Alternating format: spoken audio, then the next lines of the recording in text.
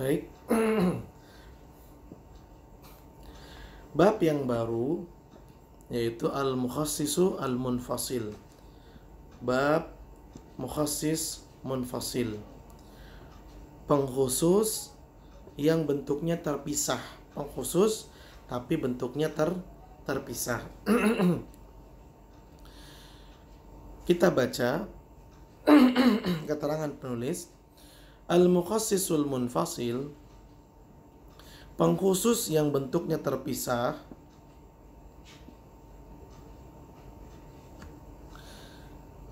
ma yastaqillu binafsihi, yaitu dalil yang tersendiri, dia nggak bersambung dan tidak satu konteks dengan dalil umum. Jadi ada dalil umum sendirian, lalu datang lagi dalil khusus sendirian, terpisah. Wa huwa thalathatu asya, dan yang disebut dengan al-mukhassis munfasil ini ada 3 macam. Al-hissu wal aqlu wasyara'. Ada al-hiss, artinya adalah perasaan, wal aqlu, akal pikiran, wasyara', dan syariat itu sendiri atau dalil Al-Quran atau dalil hadis. Jadi pengecualiannya itu tersendiri dia. Dan mukhassis munfasil ini datangnya bisa dari akal pikiran, bisa dari perasaan, dan bisa dari syariat Islam itu sendiri. Mithalut takhsis bil his, contoh mukhassis yang bentuknya perasaan. Qauluhu ta'ala an rihin ad, firman Allah subhanahu wa ta'ala tentang angin ribut untuk kaum Ad yang Allah datangkan kepada kaum Ad. Tudammiru kulla syai'in bi amri rabbiha. Angin ribut tersebut menghancurkan segala sesuatu sesuai dengan perintah Allah. Surat Al-Ahqaf ayat 25. Fa innal hissa dalla ala annaha lam tudammiri sama'a wal arda. Nah, perasaan kita manusia itu langsung otomatis. Allah memang mengatakan dalam ayat ini menghancurkan segala sesuatu, dihancurkan. Tapi nggak semua-muanya juga dihancurkan. Ada yang nggak dihancurin. Apa? Langit sama bumi. Yang diporak-porandakan adalah bangunan, tempat tinggal, peternakan. Semuanya dihancurin oleh angin ribut tersebut. Tapi langit dan bumi tetap ada. Dari mana pengetahuan tersebut? Ya dari perasaan kita, ini masih ada langitnya. Buminya juga masih kokoh. Jadi perasaanlah yang mengecualikan hukum umum yang berlaku pada ayat umum tadi. Wa mithalut takhsisi bil aqli, contoh taksis dengan akal. Qaulu ta'ala, firman Allah subhanahu wa ta'ala, Allahu khaliqu kulli syai'in. Allah yang menciptakan segala sesuatu.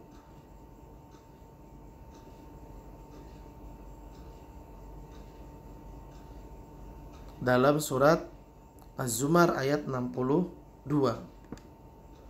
Dalam surat Az-Zumar ayat 62.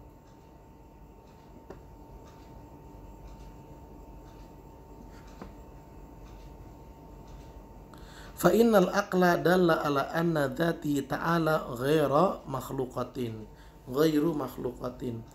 Firman Allah Ta'ala tadi kan mengatakan Allah itu menciptakan segala sesuatu. Allah menciptakan segala sesuatu. Allah menciptakan segalanya. Semua yang ada Allah yang menciptakan. Tapi akal kita langsung menerka, memang semua yang ada ini Allah yang menciptakan. Tapi zat Allah sendiri itu bukan makhluk. Allah tidak menciptakan zatnya sendiri. Nah, kita kalau berpikir tentang siapa yang menciptakan Allah, kalau begitu nggak kuat akal pikiran kita, karena akal pikiran kita ini ada beban maksimal. Ibarat kata mobil losbak, kan ada beban maksimalnya. Kalau dilampaui, hancur bobrok itu mobilnya. Sama, akal pikiran kita nggak nyampe ke sono. Kan katanya setiap yang ada itu pasti ada penciptanya. Kita bisa jawab,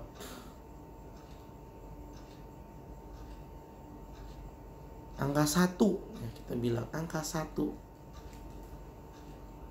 Ada gak angka sebelum dari angka 1? Dimana semua angka yang ada 2, 3, 4 sampai 9 semuanya bermula dari angka 1. Tapi ada gak angka sebelum 1? 0 atau 0 itu bukan angka, suatu ketiadaan. Angka 1 gak ada. Kalau kita bisa menerima angka 1 itu adalah yang mengawali, nggak ada sebelumnya, kenapa kita tidak bisa menerima Allah Subhanahu wa Ta'ala yang menciptakan segalanya? Udah kelar. Kembali lagi kepada pembahasan. Allah menyatakan dalam surat Az-Zumar ayat 62, Allah yang menciptakan segala sesuatu. Tapi akal langsung mengecualikan bahwasanya Allah bukanlah sesuatu yang diciptakan. Allah yang menciptakan, tapi zat Allah tidak termasuk darinya, tidak termasuk dari makhluk. Yang mengecualikan itu adalah secara otomatis akal pikiran manusia yang masih salim, akal pikiran yang masih jernih, masih sehat, belum rusak, belum terkontaminasi oleh subhat-subhat filsafat. Taib, ini ada tambahan. Contoh permisalan taksis dengan al-his adalah firman Allah dalam surat An-Naml ayat 23, wa utiyat min kulli syai'in. Raja Bilqis, Ratu Bilqis itu telah diberikan segala sesuatu, seolah-olah seluruhnya telah diberikan kepada Ratu Bilqis. Dan ungkapan ini kan disampaikan kepada Raja Sulaiman. Ungkapan Ratu Bilqis telah diberikan segala sesuatu. Nah, ungkapan ini disampaikan kepada Raja Sulaiman, padahal Raja Sulaiman itu jauh lebih banyak kepemilikannya daripada Ratu Bilqis. Dalam ayat ini dinyatakan bahwa Ratu Bilqis punya segalanya. Tapi secara perasaan kan kita dikasih tahu bahwasanya Raja Sulaiman memiliki kerajaan yang begitu banyak. Bahkan sampai jin pun menjadi pasukannya, angin pun menjadi tentaranya atas izin Allah. Artinya apa? Secara perasaan langsung mengatakan, iya memang banyak yang dimiliki oleh Ratu Bilqis. Tapi nggak semuanya, angin tidak, jin tidak. Seperti itu. Jadi ada pengkhususan dari ungkapan umum tadi, di mana pengkhususan tersebut datangnya dari perasaan kita, dari perasaan manusia. Ya, perasaan kita langsung menangkap seperti itu.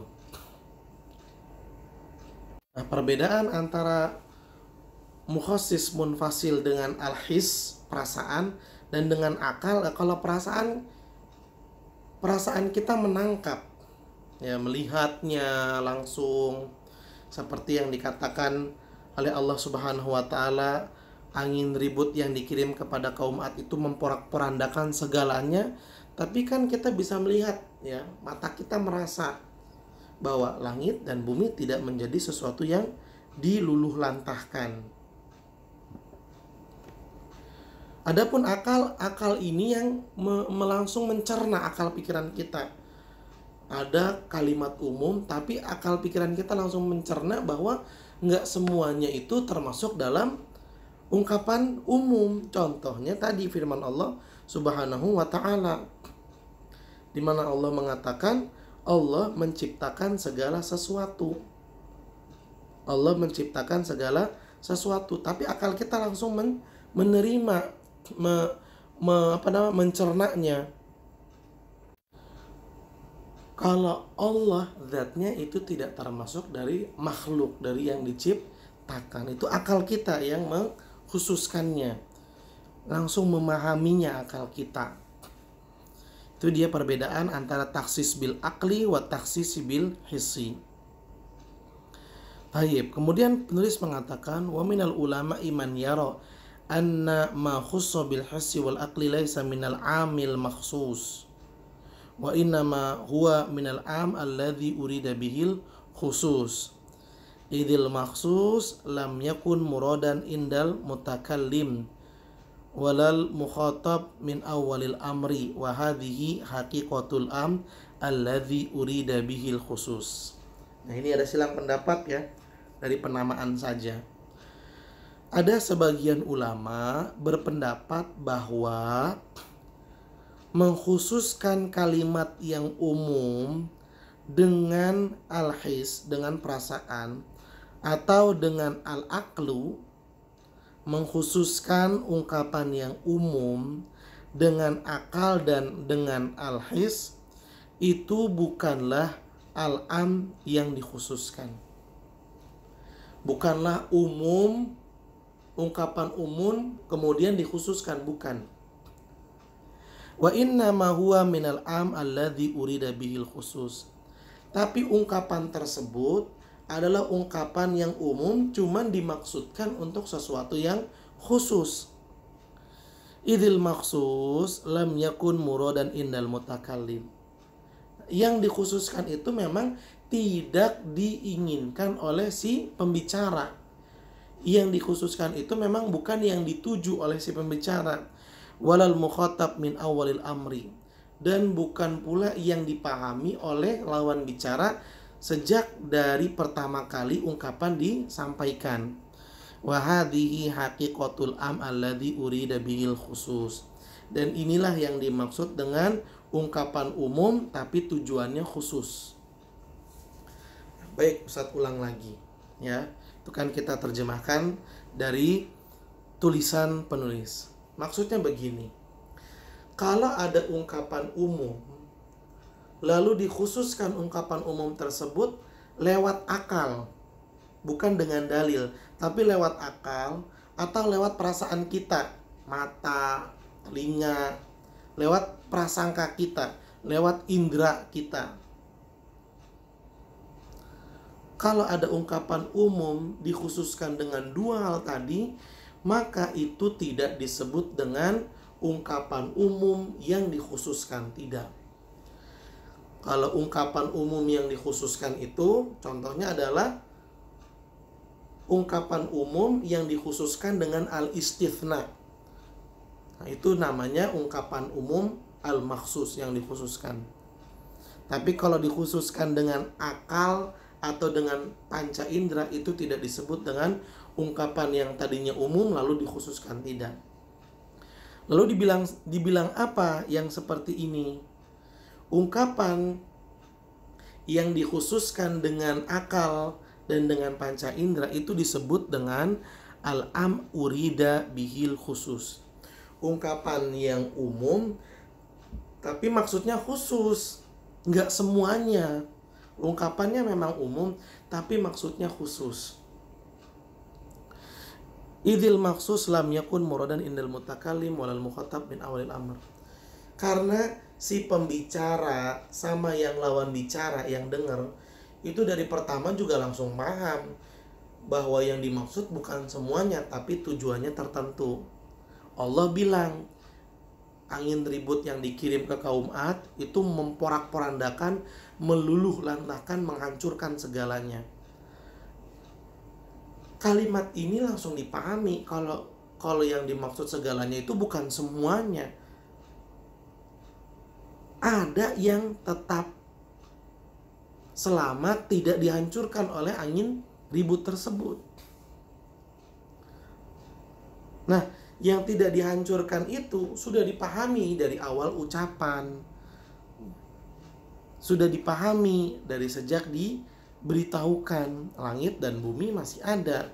Dari awal sudah dipahami.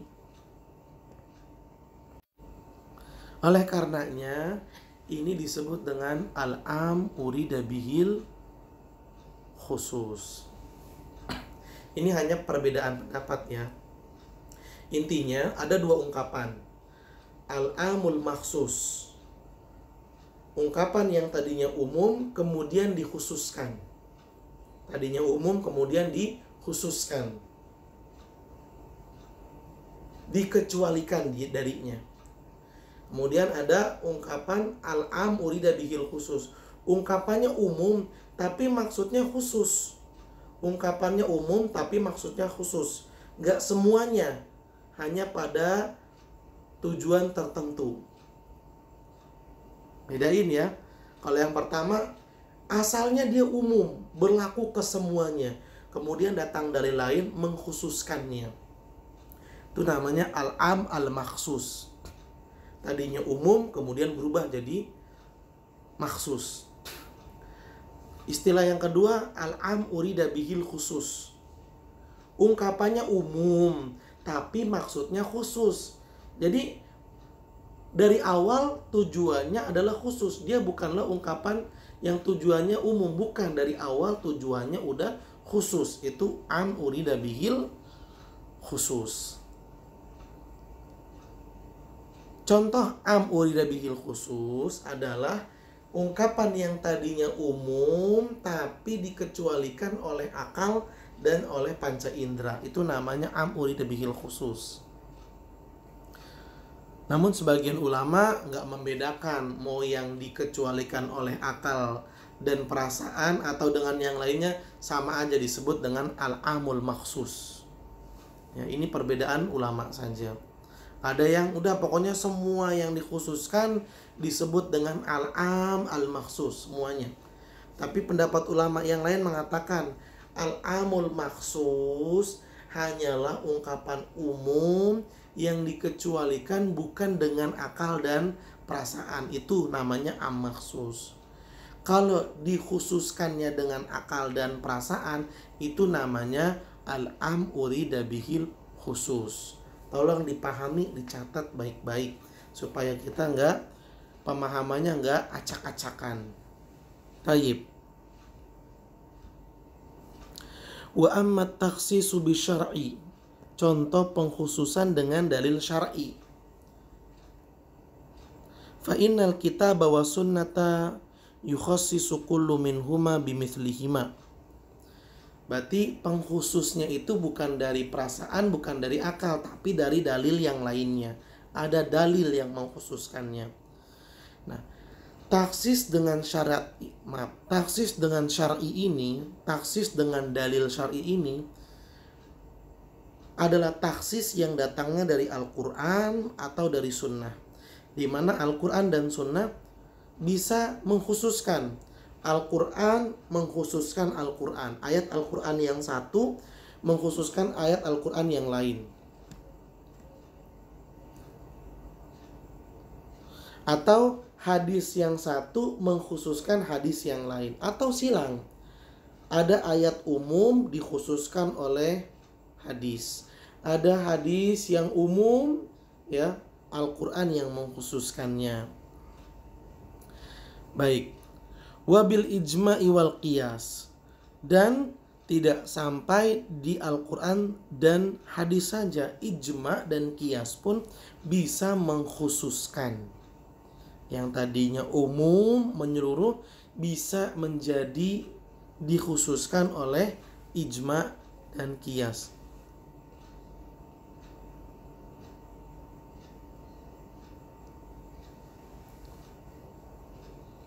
Mithalut takhsisil kitab bil kitab. Contoh, ya, ayat Al-Quran yang umum dikhususkan dengan ayat Al-Quran yang khusus. Qauluhu ta'ala, firman Allah subhanahu wa ta'ala dalam surat Al-Baqarah ayat 228. Wal mutallaqatu yatarabbasna bi anfusihinna thalathata quru. Istri-istri yang diceraikan hendaklah mereka menahan diri, maksudnya nunggu, sampai 3 kali kuru, sampai 3 kali haid. Kalau udah lewat 3 kali haid, maka dia sudah bisa nikah lagi sama orang lain. Nunggu dulu. Ungkapan ini umum. Semua wanita yang diceraikan, mau lagi hamil, mau nggak hamil, mau masih haid atau udah nggak haid, kan umum. Semua wanita yang diceraikan, maka dia harus nunggu sampai 3 kali haid. Ini ayatnya umum. Khussa biqaulihi ta'ala, tapi ayat ini dikhususkan oleh firman Allah Subhanahu wa taala yang lainnya, yaitu pada surat Al-Ahzab ayat 49. Tadi ayat yang umum Al-Baqarah 228 dikhususkan oleh Al-Ahzab ayat 49. Ini kan dalilnya mental ya. Makanya disebut dengan mukhassis munfasil. Ya ayyuhalladzina amanu idza nakahtumul mu'minat thumma talaqtumuhunna min qabli an tamassuhunna fama lakum alaihinna min iddatin ta'taddunaha. Kecualiin, kata Allah, wahai orang-orang yang beriman, jika kalian menikahi perempuan-perempuan yang beriman, lalu setelah itu kalian ceraikan, dan kalian ceraikan padahal sebelumnya kalian belum berhubungan, maka wanita-wanita yang kalian ceraikan ini nggak ada idahnya, langsung bebas dan bisa menikah kepada orang lain. Langsung bisa dinikahi lagi sama orang lain. Ya, langsung bisa dinikahi oleh orang lain. Nggak harus nunggu tiga kali haid. Tadi kan ayat yang ada di surat Al-Baqarah 228 berbicaranya umum. Setiap wanita yang diceraikan harus nunggu 3 kali haid. Dikecualikan sama Allah pada surat Al-Ahzab ayat 49. Perempuan yang dinikahi terus diceraikan padahal belum ada hubungan suami istri, belum ada pergaulan, belum ada hubungan intim, maka pada saat itu si istri yang diceraikan gak harus nunggu 3 kali haid, dia langsung bisa dinikahi oleh orang lain. Seperti itu. Ini mengkhususkan Al-Quran dengan Al-Quran, di mana pengkhususnya itu munfasil, tersendiri. Wa mithalu takhsisul kitabi bisunnah, contoh pengkhususan Al-Quran dengan hadis. Ayatul mawarith, ayat-ayat yang menjelaskan tentang warisan.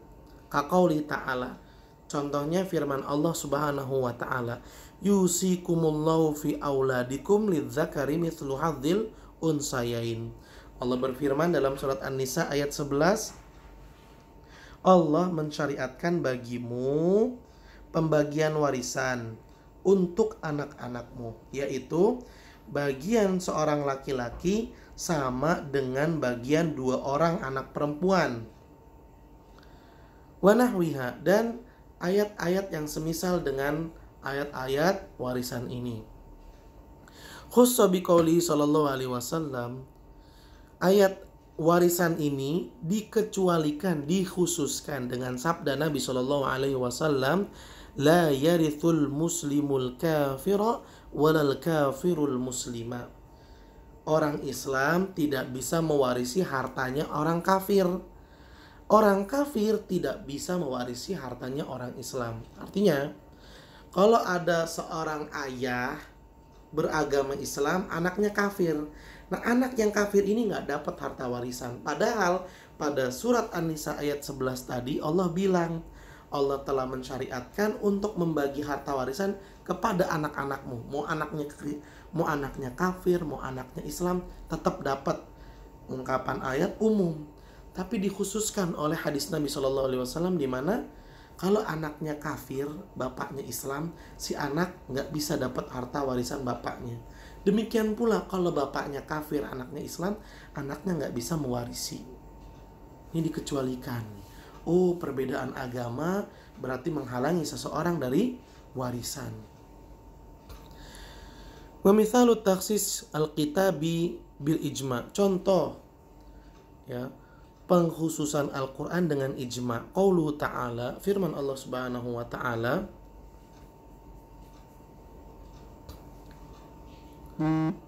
walladzina yarmunal muhsanat thumma lam ya'tu bi arba'ati syuhada fajliduhum thamanina jaldah. Allah Subhanahu wa ta'ala berfirman di dalam surat An-Nur, dan orang-orang yang menuduh wanita-wanita baik berbuat zina, dituduh berbuat zina, maka mereka yang menuduh itu harus mendatangkan 4 orang saksi. Kalau orang yang menuduh itu nggak bisa mendatangkan 4 orang saksi, maka cambuk orang yang menuduh tersebut sebanyak 80 kali cambuk. Khussa bil ijma, ayat yang umum ini dikhususkan dengan ijma. Ala anna raqiq al-qadhif yujallad arba'in hakadha mithlu kathirin minal usuliyin wa fihi nazar li thubutil khilafi fi dhalika walam ajid lahu mithalan saliman. Penulis mengatakan ayat yang umum tadi dikhususkan dengan ijma bahwa budak yang menuduh hukumannya didera 40 kali. Demikian yang dijadikan contoh oleh para ahli usul, dan hal ini perlu diperiksa kembali karena adanya khilaf dalam masalah ini. Penulis belum mendapatkan contoh yang lebih yang lebih tepat, contoh yang gak ada khilafnya. Intinya gini, ada ayat Al-Quran yang bentuknya umum terus dikhususkan oleh ijma, kesepakatan ulama. Contohnya ini, yaitu siapapun yang menuduh perempuan berzina, maka dia harus mendatangkan 4 orang saksi. Yang menuduh itu harus datangin 4 saksi. Kalau nggak bisa, maka dia dicambuk 80 kali. Nah, yang nuduh ini mau orang yang merdeka atau orang yang budak, sama, tetap dicambuk 80 kali. Tapi ijma mengatakan untuk budak tidak, dia dikurangi. Dia dikurangi menjadi 40 kali cambuk. Karena memang kebanyakan syariat Islam itu membedakan antara orang merdeka dengan orang yang masih berstatus budak. Kalau orang yang merdeka full aturannya 100, 80, 80. Tapi kalau budak dikasih setengahnya aja. Ya, disuruh melakukan separuh dari kewajibannya. Kalau orang yang merdeka 100, maka yang budak cuma 50. Kalau yang merdeka itu 80, maka yang budak hanya 40 saja. Jadi yang budak itu hanya berlaku setengahnya saja. Tayyib. Namun penulis mengatakan ini masih diperselisihkan oleh para ulama. Dan penulis mengatakan beliau belum mendapatkan contoh yang tidak ada silang pendapat antara para ulama. Tayyib.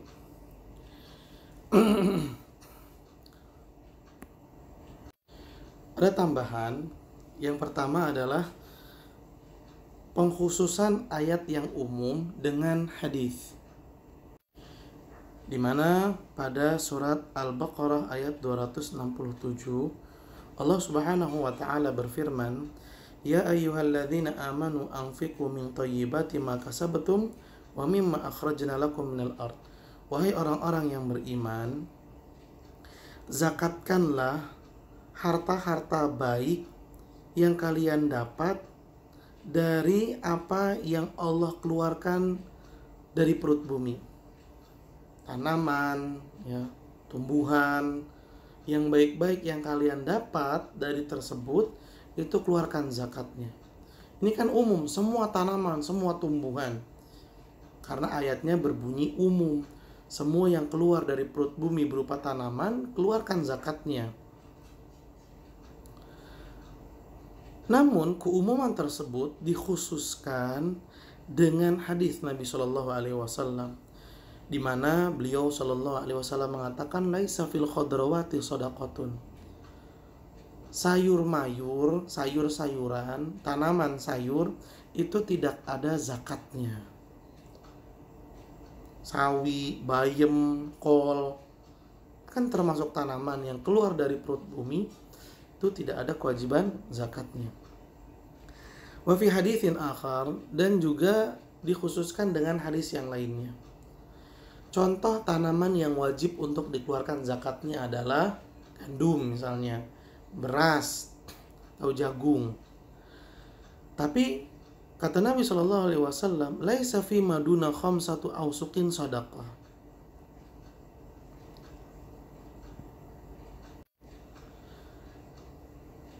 Hasil panen padi, jagung atau gandum yang kurang dari 5 ausuk. 5 ausuk itu 652,8 kg. 652,8 kg. Kalau hasil panennya kurang dari segitu, maka tidak ada kewajiban zakatnya.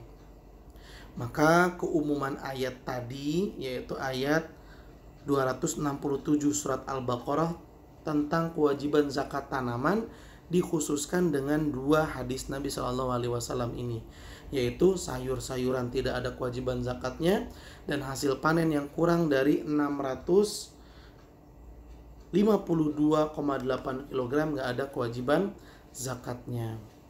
Nah, tadi penulis mengatakan bahwasannya ayat yang dikhususkan dengan ijma itu tidak ada contoh yang aman dari khilaf para ulama. Namun di sini ada tambahan, ya, disebutkan bahwasannya ada contohnya, yaitu Allah Subhanahu wa taala berfirman di dalam surat Al-Jum'at ayat 9. Ya ayyuhalladzina amanu idza nudiya lis-salati min yaumil jum'ati fas'au ila dzikrillah. Wahai orang-orang yang beriman, jika azan salat Jumat telah dikumandangkan, maka segeralah, ya, segeralah jawab panggilan Allah Subhanahu wa taala dengan datang ke masjid, tinggalkan semua aktivitas. Ayat ini berbicara umum. Ya ayyuhalladzina amanu, wahai orang-orang yang beriman, mau laki-laki mau perempuan kena kewajiban sholat Jumat datang ke masjid. Namun ijma para ulama mengatakan bahwasannya perempuan itu tidak terkena kewajiban sholat berjamaah di masjid pada sholat 5 waktu, begitu pula pada sholat Jumat. Maka keumuman yang terdapat pada ayat tentang sholat Jumat itu dikhususkan dengan ijma, ya, dikhususkan dengan ijma.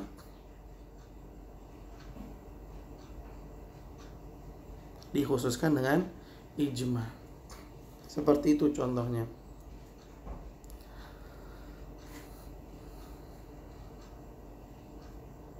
Para ulama bersepakat bahwa perempuan tidak terkena keumuman kewajiban sholat Jumat.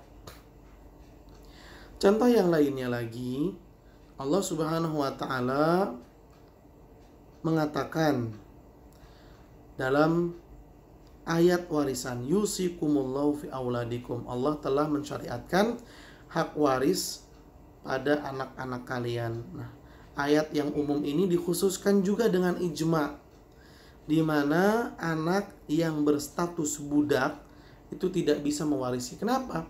Karena kalau anak yang budak itu mewarisi dari harta bapaknya, harta yang dimiliki anak tersebut akan langsung diambil oleh majikannya.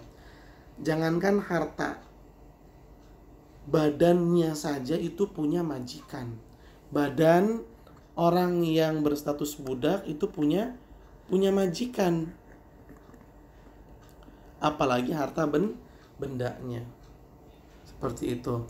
Dan juga Allah Subhanahu wa taala berfirman di dalam surat Al-Maidah ayat 4, "Fakulu mimma amsakna alaikum." Makanlah dari hewan-hewan yang ditangkap oleh hewan buruan kalian. Kan ada tuh ya, dalam berburu bisa menggunakan anjing. Tapi anjingnya anjing terlatih. Anjingnya dilepas, suruh ngegigit hewan buruan. Nah, yang digigit sama anjing tersebut bisa dimakan. Ini dalilnya umum.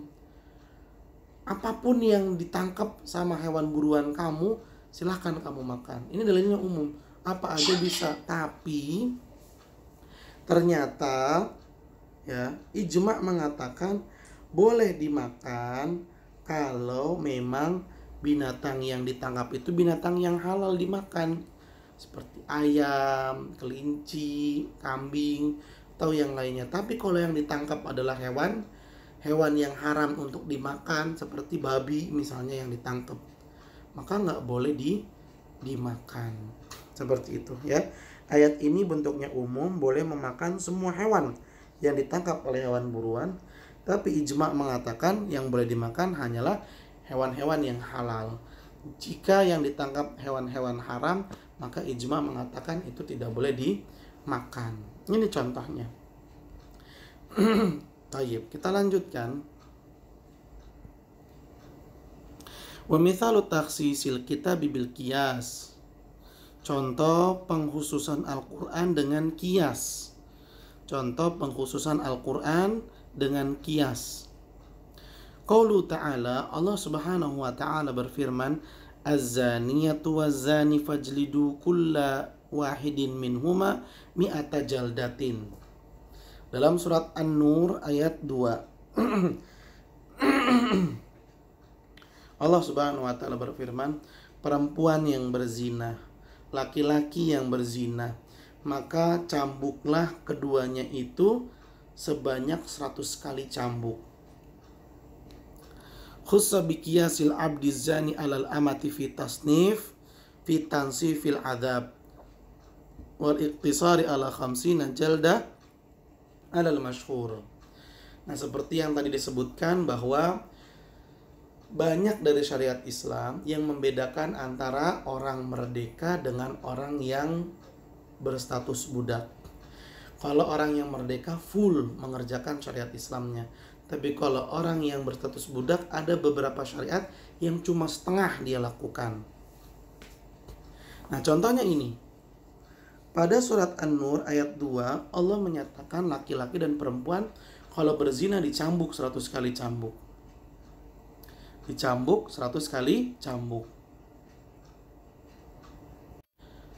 Adapun jika yang berzina adalah budak, maka Qiyas mengatakan ya, dalam Qiyas kan ada tuh, kalau budak yang menuduh perempuan baik berzina, lalu si budak itu nggak bisa mendatangkan 4 saksi, dicambuk.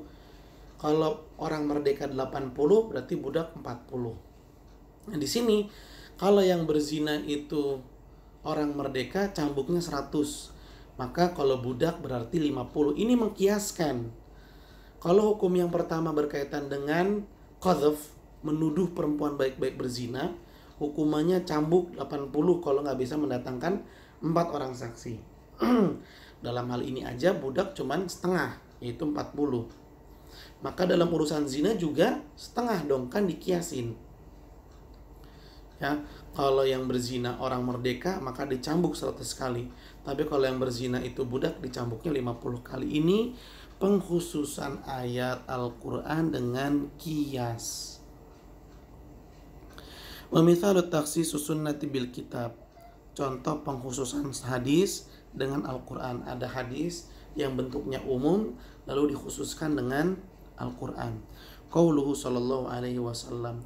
Rasulullah sallallahu alaihi wasallam bersabda, "Umirtu an uqatilan nasa hatta yashhadu an la ilaha illallah wa anna Muhammadar Rasulullah." Rasulullah sallallahu alaihi wasallam bersabda, "Aku diutus dan diperintahkan oleh Allah untuk memerangi manusia." Untuk memerangi manusia sampai mereka bersyahadat, bersaksi la ilaha illallah Muhammadar Rasulullah. Ayat ini umum. Hadis ini umum, khussa biqouli ta'ala, dan dikhususkan dengan firman Allah dalam Al-Qur'an, yaitu surat At-Taubah ayat 29. Qatilul ladzina la yu'minuna billahi wala bil yaumil akhir wala yuharrimuna ma harramallahu wa rasuluhu wala yadinuna dinal haqqi minal ladzina utul kitabi hatta yu'tul jizyata an yadin wa hum saghirun. Dalam surat At-Taubah ayat 29 Allah berfirman, perangilah orang-orang yang tidak beriman kepada Allah dan tidak beriman juga kepada hari kiamat, Dan mereka juga tidak mengharamkan apa yang Allah haramkan dan apa yang Rasulullah haramkan. Dan mereka juga tidak beragama dengan agama yang benar, yaitu agama Allah, yaitu orang-orang dari kalangan ahli kitab. Perangi mereka sampai mereka membayar jizyah dengan patuh dan mereka dalam keadaan tunduk. Kalau hadis itu mengatakan diperangi sampai dia masuk Islam. Sampai dia masuk Islam. Artinya apa? Gak ada orang kafir. Semuanya harus diperangi. Tapi ayat mengatakan bahwa orang kafir jangan diperangi kalau dia bayar jizyah. Artinya gak harus masuk Islam. Kalau dia nggak mau masuk Islam, tapi dia mau bayar jizyah, maka pada saat itu jangan diperangi lagi. Hadis yang umum tadi mengatakan perangi sampai masuk Islam. Kalau nggak masuk Islam, terus perangi. Dikecualikan, dikhususkan oleh ayat 29 surat At-Taubah. Kalau orang kafir tersebut gak mau masuk Islam, tapi dia mau bayar jizyah, nah ini jangan diperangi juga. Ya biarkan, berikan dia keamanan. Dia bayar jizyah, ya, dalam keadaan tunduk dan patuh. Keadaan tunduk dan patuh. Insyaallah pembahasan tentang jizyah akan dibahas pada fikih muamalah. Baik, itu dia contoh hadis yang dikhususkan oleh Al-Quran. Contoh lain hadis yang umum lalu dikhususkan oleh Al-Quran. Nabi SAW bersabda, Al-bikru bil bikri jildu mi'atin wa tagribu amin. Orang yang belum menikah, kalau dia berzina, maka hukumannya dicambuk 100 kali, lalu diusir dari kampungnya selama 1 tahun. Ini berlaku umum. Kemudian dikhususkan dengan firman Allah surat An-Nisa ayat 25. Apabila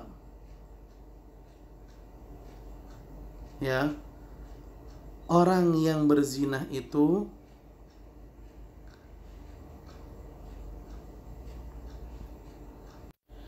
adalah seorang budak, maka hukumannya bukan 100 kali cambuk, tapi hukumannya setengah dari yang berlaku pada orang merdeka. Orang merdeka 100 kali cambuk, setahun pengusiran.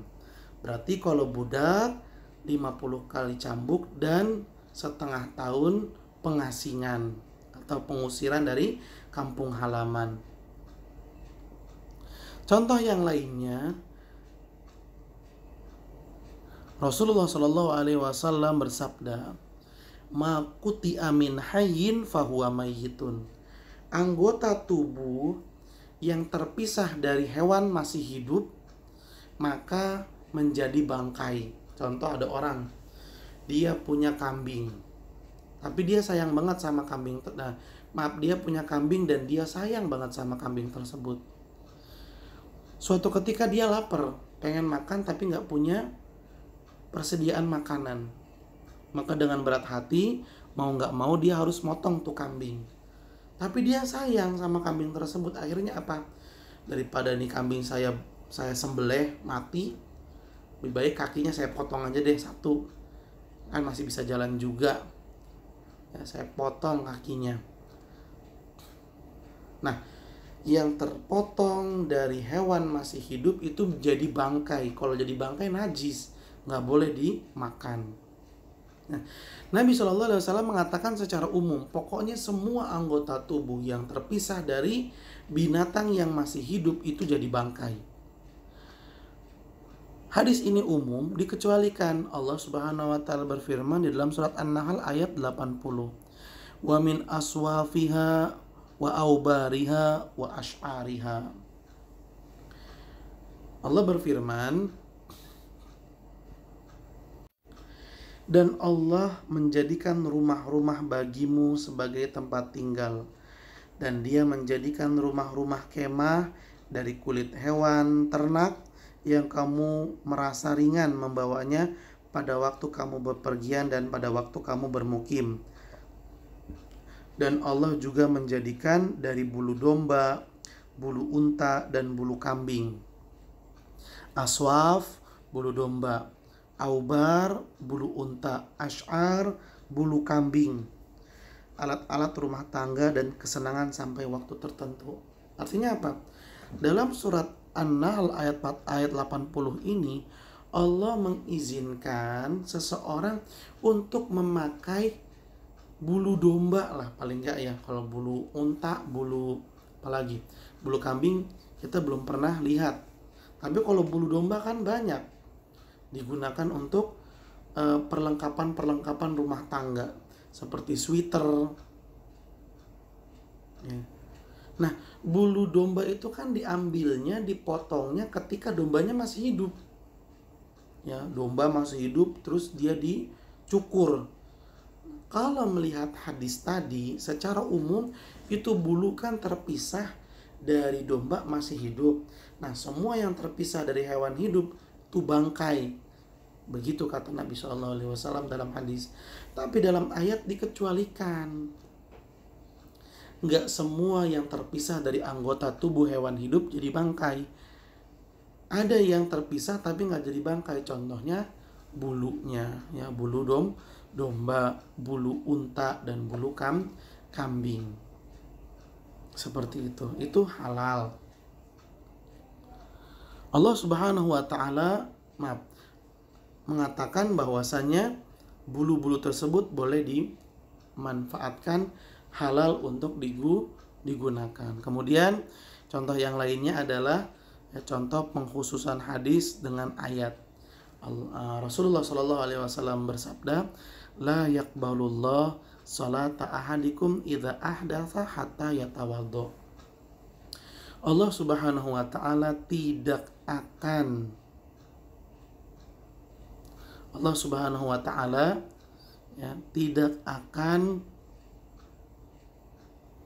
menerima salat seseorang yang dalam keadaan hadas sampai dia wudu. Pokoknya harus wudu kalau salatnya pengen diterima. Itu secara umum berlaku seperti itu. Mau ada air, mau nggak ada air, mau sakit, mau sehat, mau bisa pakai air, mau nggak bisa pakai air, pokoknya wudu kalau salatnya mau diterima. Hadis mengatakan seperti itu, tapi dikecualikan oleh firman Allah dalam surat An-Nisa ayat 43. Allah berfirman, "Au jaa ahadum minkum minal ghaiti aw lamastumun nisa falam tajidu ma'an fatayammamu sa'idan thayyiba." Kalau nggak ada air atau nggak bisa memakai air, maka boleh bertayamum. Artinya, sholat masih bisa diterima walaupun seseorang nggak wudhu tapi dia tayamum. Hadis umum tadi dikhususkan dengan ayat ini. Itu dia contoh-contoh dari pengkhususan hadis yang umum dengan ayat Al-Quran.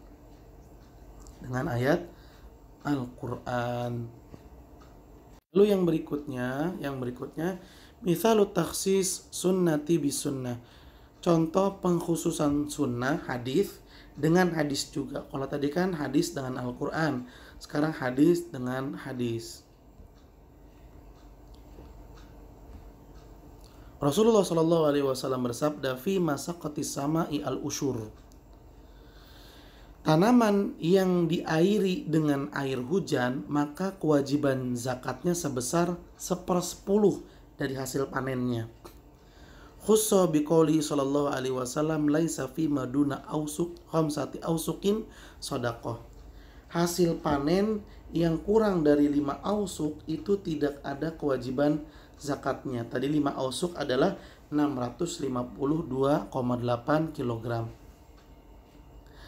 Ya. Nah, kan hadis yang pertama mengungkapkan secara umum. Pokoknya hasil panen yang ketika diairi itu dengan air hujan wajib dizakati sebesar 1/10. Mau panennya banyak, mau panennya sedang, mau panennya sedikit, zakatnya 1/10 kalau pengairannya dengan air hujan. Ini umum, dikhususkan dengan sabda Nabi SAW, kalau hasil panennya kurang dari 5 ausuk, kurang dari 652,8 kg, maka nggak ada kewajiban zakat. Seperti itu ya, hadis yang umum dikhususkan dengan hadis juga. Penulis mengatakan walam ajid mithalan litaksisi sunnah bil ijma. Dan saya, kata penulis, belum menemukan contoh pengkhususan sunnah dengan ijma. Pengkhususan sunnah dengan ijma. Contoh lain untuk pengkhususan sunnah dengan sunnah. Rasulullah Shallallahu Alaihi Wasallam mengatakan, la salata ba'dal fajri wala ba'dal asri. Tidak ada sholat setelah sholat subuh sampai matahari terbit, dan tidak ada sholat setelah sholat asar sampai matahari terbenam.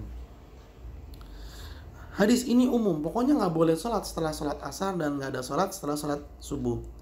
Hadis ini umum, tapi dikhususkan dengan hadis yang mengatakan Nabi mengqadha sholat rawatib zuhur setelah melaksanakan sholat asar. Wali ikrarihi sallallahu alaihi wasallam liman lam yusalli sunnatal fajri qablaha bi an yusalliha ba'dal fajri. Kan nggak boleh sholat ya setelah sholat asar. Ada riwayat hadis yang mengatakan Nabi pernah tersibukkan sampai lupa sholat rawatib, sampai nggak bisa sholat rawatib. Rawatib apa? Rawatib zuhur. Sholat zuhur loh, bayangkan. Lalu sholat rawatib zuhur itu Nabi laksanakan setelah sholat asar. Kan tadi sholat asar nggak boleh ya, setelahnya sholat lagi, tapi Nabi melaksanakannya. Berarti ini mengkhususkan boleh melaksanakan sholat setelah sholat asar kalau ada sebabnya. Contoh, di waktu zuhur nggak bisa melaksanakan sholat qobliyah zuhur atau ba'diyah zuhur, maka laksanakan setelah sholat asar. Atau sholat jenazah setelah sholat asar, boleh karena ada sebabnya. Dan Nabi juga SAW pernah memerintahkan orang yang gak kesempatan sholat qobliyah subuh, Nabi membolehkan ia menyetujuinya untuk melaksanakan sholat qobliyah subuh setelah sholat subuh. Nabi membolehkannya. Ini menunjukkan bahwa sholat rawatib yang muakkad ya, qobliyah dan ba'diyah zuhur, ba'diyah maghrib dan ba'diyah isya, lalu qobliyah subuh, itu bisa diqadha. Bisa diqadha.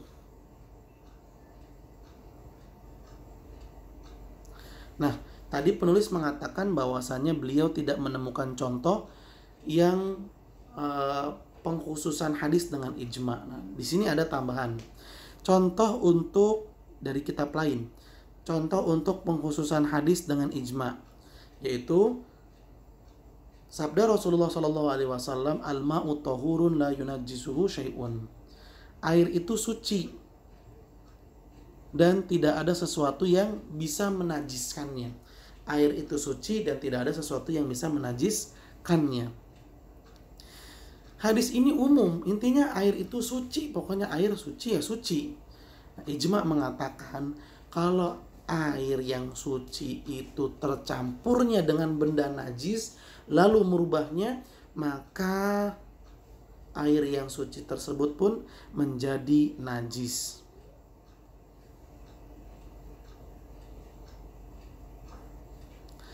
Contoh lain lagi, Rasulullah SAW bersabda, janganlah kalian menghadap kiblat ketika buang air kecil atau buang air besar.